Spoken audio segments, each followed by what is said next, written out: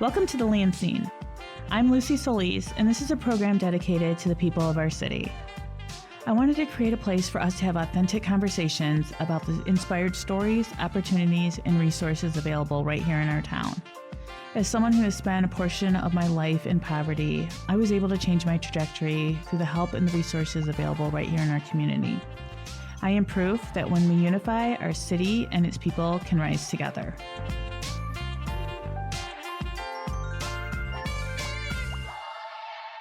Greetings, Capital City. This is Luci with the Lan-Scene, and today in the studio we have Sergeant Mandi Beasinger from LPD. Welcome, Mandi. Thank you very much. Thank you for being here. So let's just dive a little bit into your history. So tell me a little bit about yourself and what led you to become a police officer. Well, I was born and raised a little bit north of here in St. John's, but I was here at LCC going to school, and I got a job with their public safety. And their public safety at the time was staffed with retired Lansing police officers. And I really fell in love with the profession. I was not going to school for that originally. And I ended up doing a ride-along with the Lansing Police Department. I was like, this is where I want to be, and this is what I want to do. And I changed my major and started with the police department as a cadet. So you just knew it. I just did knew that it right along, and it was like this right away. clicked. This is what I want to do. I like being out and about and interacting with people, and I like maybe not always knowing what is in store for me. And we had a blast, and I was really like, I can see myself doing this as a career. And so, like I said, changed the major, and within a few months, I got hired with Lansing Police, and I've been there ever since. That is awesome. And I can see why you would want to do that, because I had the opportunity to do a ride-along, and it was only for 4 hours, but it was so fun, and it was so eye-opening, and it just gives you as a civilian a different perspective of the day in the life of a police officer. And I want to thank you. I know we're going to get more in and dive a little deeper into it, but I want to thank you so much for your service to our community, because it is a lot. Oh, absolutely. What you guys go through yes. daily. So you did the ride along, you went to LCC, and then you went to school. You went to cadet? Yes, I got hired in as a cadet, which is more of like an administrative job. It's more for people that have just graduated high school. They're going to college. Maybe they're not quite old enough to be a police officer yet. You can be a police officer at age 18. It's a little young in my opinion, but Lansing Police, we prefer you to be 20, 21. And I worked with them for a year and a half, and they sponsored me to the Mid-Michigan Police Academy, which is also here at Lansing Community College. And once you pass that academy, then they give you a job as a police officer. So then once you got hired in at LPD, like where did you start? Like how did your career, walk me through your career. So for my career, the great thing about our department is we have so many opportunities for our officers. So as a entry-level officer, you are going to start out as a patrol officer. That is the backbone of any law enforcement agency. And I worked patrol for a long time, and I became a field training officer while I was on patrol, and then I got the opportunity to go into our violent crime initiative team, or be a part of that. Learned a lot during that, and came back out, joined our dive rescue team. Did that for a few years. Also joined our crisis negotiators and on our tactical team. Did that for a number of years before being undercover. Actually, I'm still a crisis negotiator.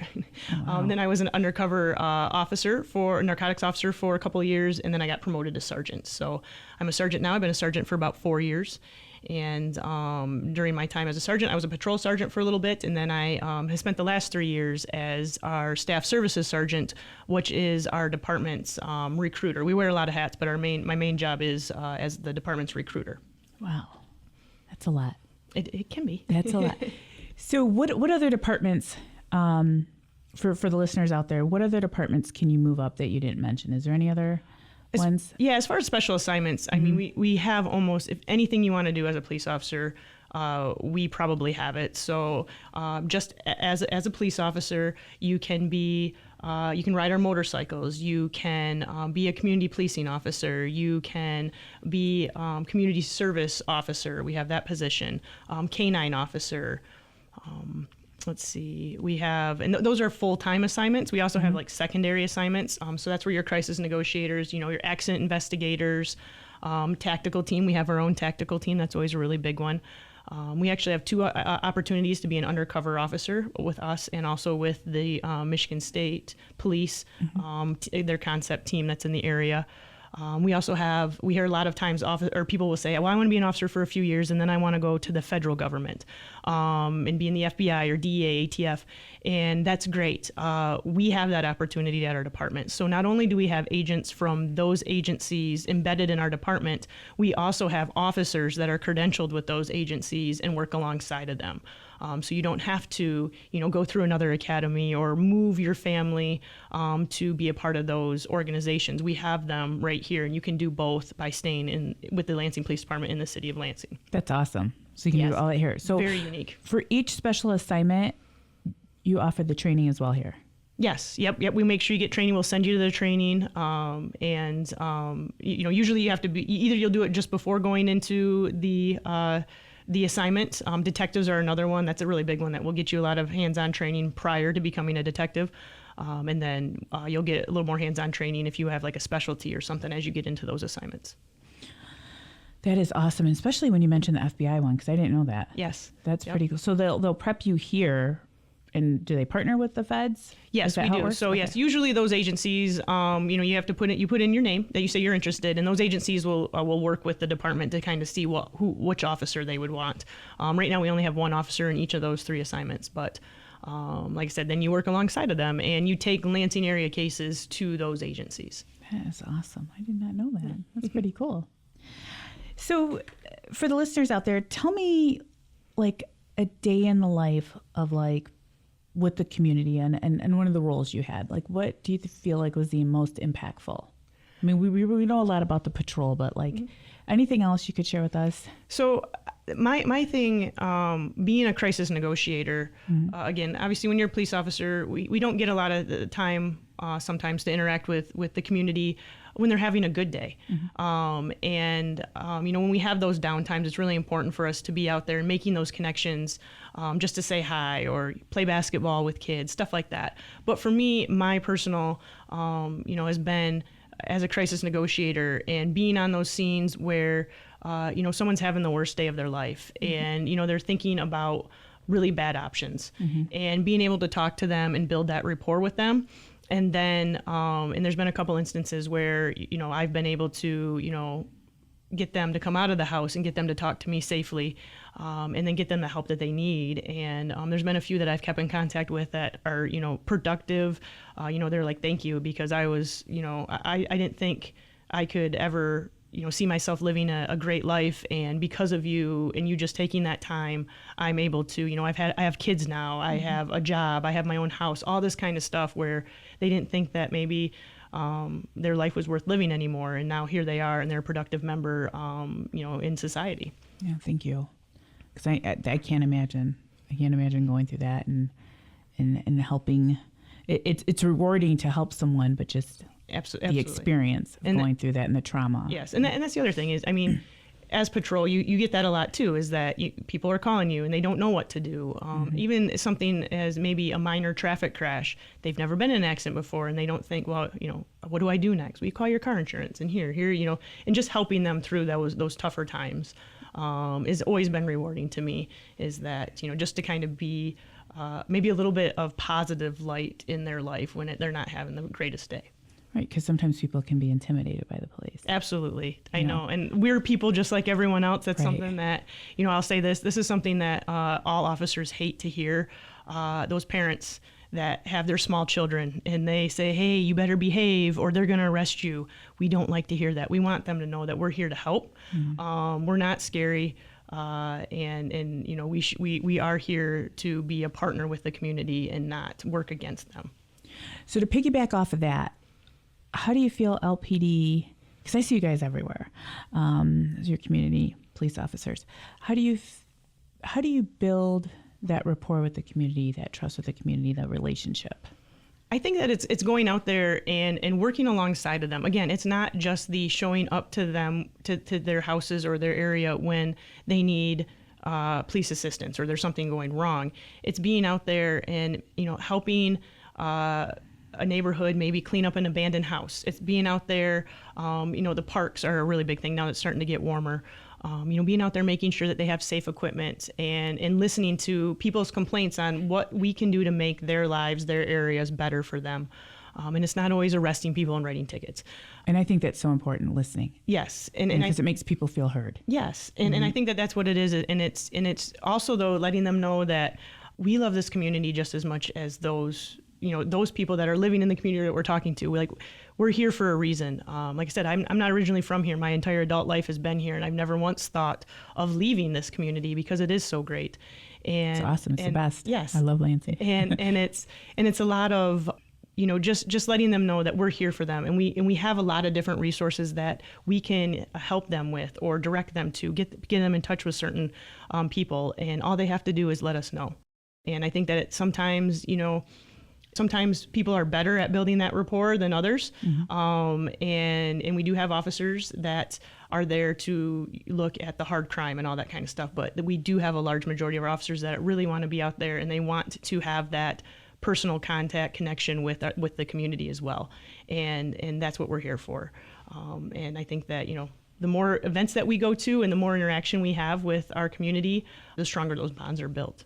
And that's kind of what the emphasis is with the community policing. Yep. And there's one per, is it ward or? No, well, so I think we're stemmed out for, I want to say 11. We don't quite have 11 right now. We're working on it. But so they're in various areas of the city. Okay.